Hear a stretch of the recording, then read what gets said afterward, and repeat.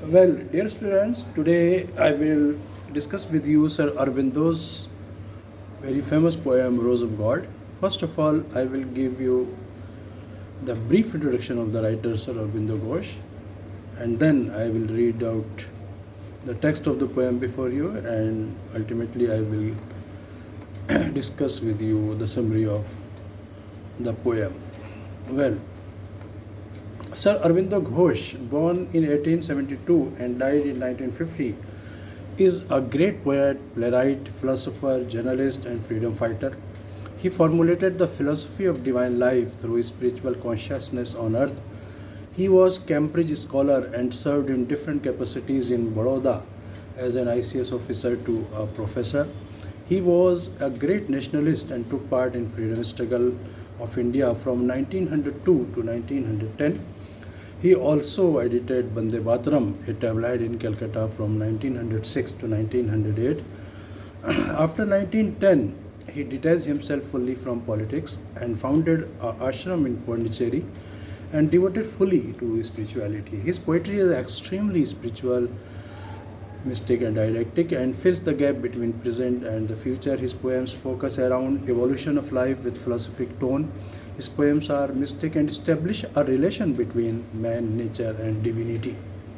Popular works: Essays on the Gita 1922, The Life Divine 1939, Collected Poems and Plays 1942, The Synthesis of Yoga 1948, The Human Cycle 1949, and Savitri 1950, etc.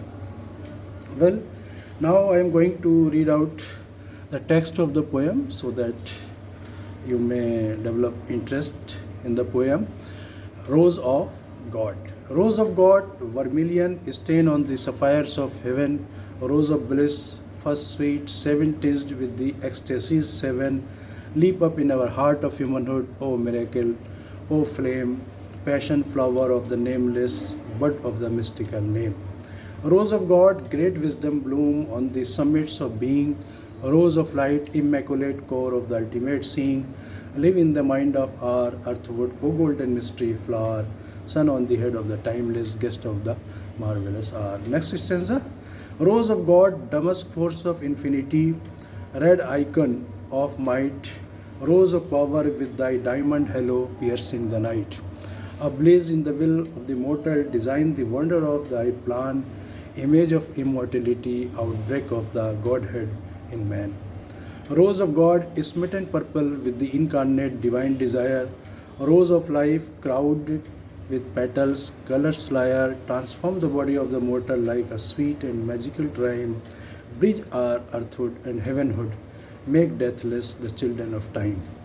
Rose of God, like a blush of rapture on eternity's face, rose of love, ruby depth of all being, fire passion of grace, arise from the heart of the yearning that sobs in nature's abyss, make earth the home of the wonderful and the life beatitude's kiss.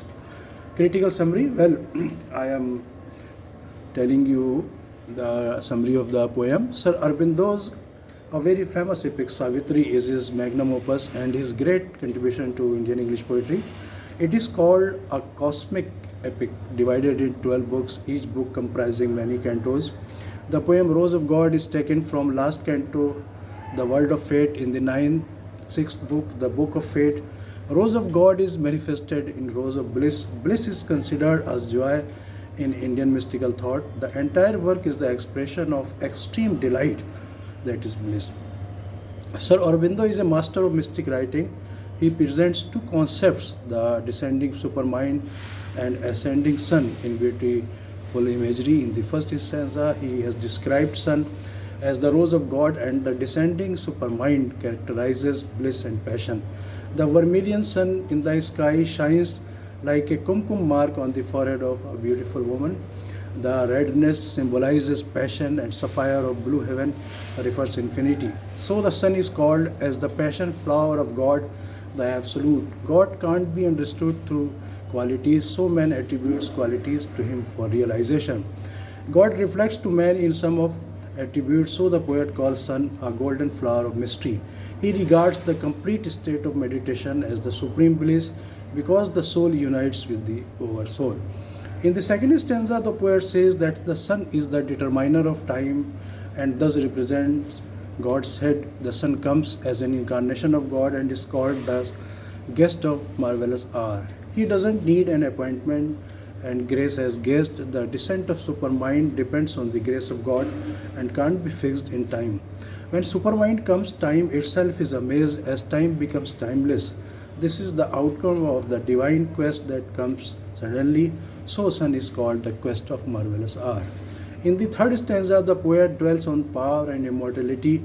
The poet considers sun as a source of all energy that we use to run our life activities and industries. According to science, all fields, firewood, coal, water, petroleum, all stem from solar energy. That is why sun is worshipped as the center of power. The poet calls the sun icon of light. He also calls it Damask force of infinity. Damask is known as a blush red and it fills our mind with the panorama of infinite power which is very pleasing. The sun gives us energy and also nourishes life. In the next stanza, the poet says that the sun dispels the darkness. The sun breaks up rocks and releases the water which is basic need of human life. The poet is of the view that power lies in will and it is the sun that ignites the desire of man and enables him to follow the pattern of God. As per our need, we draw power from the source of power, so the poet calls the sun a source of immortality. The sun represents eternity while man's life is transient. When life attains divinity, it evolves around eternity.